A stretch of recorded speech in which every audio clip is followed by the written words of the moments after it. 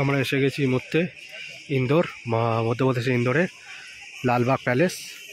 এই হোলকারের তৈরি এই লালবাগ প্যালেস ৭৬ একর জায়গা দিয়ে বানানো হয়েছে। ৭৬ একর জায়গা টোটাল।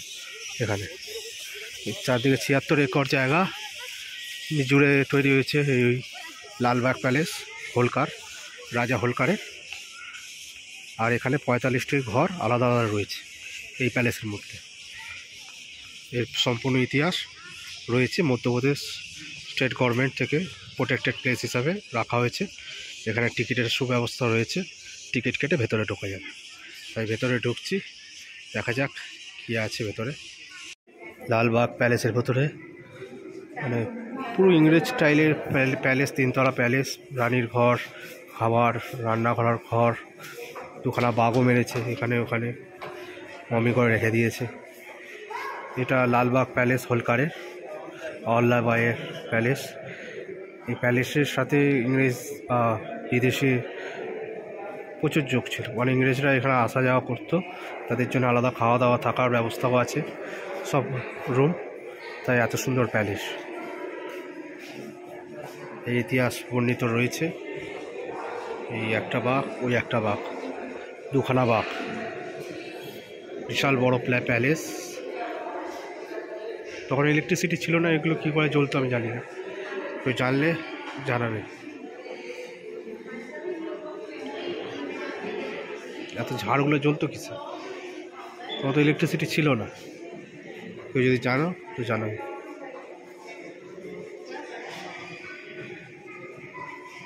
খুব চমৎকার ওয়েস্টার্ন ডাইনিং, এমনি ডাইনিং, কত বড়। আমরা চলে এসেছি রাজসভায়। ইংরেজদের সাথে এখানে মিটিং করতো হলকার সাহেব। প্রত্যেকটা মানে লন্ডনের একটা ছাপ রয়েছে, প্রত্যেকটা জিনিসের উপর একটা লন্ডনের ছাপ।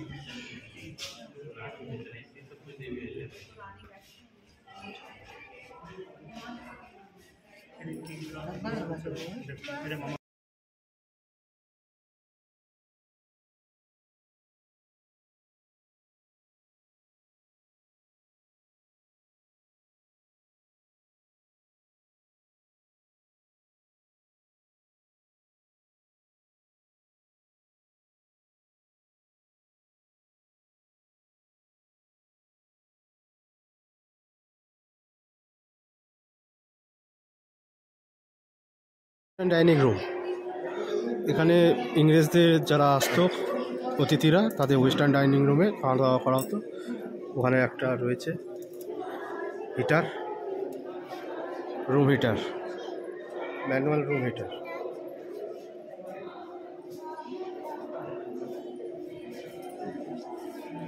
খুব দারুণ ওয়েস্টার্ন ডাइनिंग रूम। पेंटिंग बहुत नहीं जगह मतलब मेरे को वैसी चाहिए।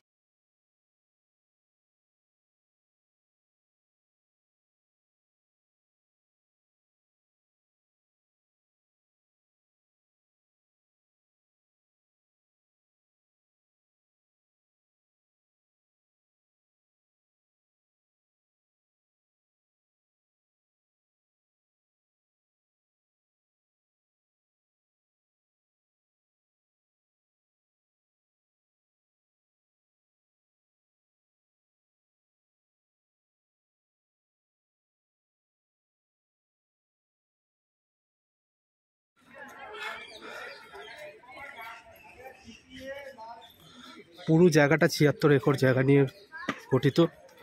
তার মধ্যে ২০ একর শুধুমাত্র লোটাস গার্ডেন বা রোজ গার্ডেন এরকম ছিল, ফুলের বাগান।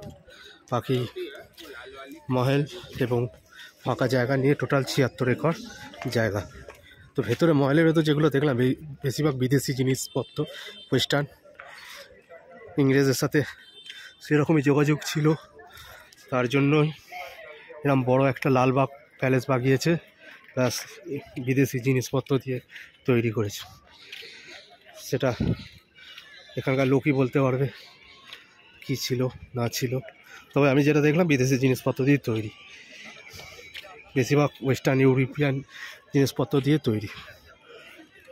কারণ এখানে বিদেশিদের প্রায় যাতায়াত থাকতো, তাহলে ওদের নানান সমস্ত ব্যবস্থা অতিথিতে ওয়েস্টার্ন কালচারের জন্য বিশেষ ব্যবস্থা কেন রাখা হবে। যাই হোক, এটা আমাদের মধ্যপ্রদেশ গভর্নমেন্ট টেক ওভার করে নিয়েছে, এটা এখন হিস্টোরিক প্লেস হয়ে গেছে। এই নিয়ে আর সমালোচনা করার দরকার নেই, এখন এটা আমাদের ভারত সরকারের অধীনে। তাই প্যালেস আমাদের সবার।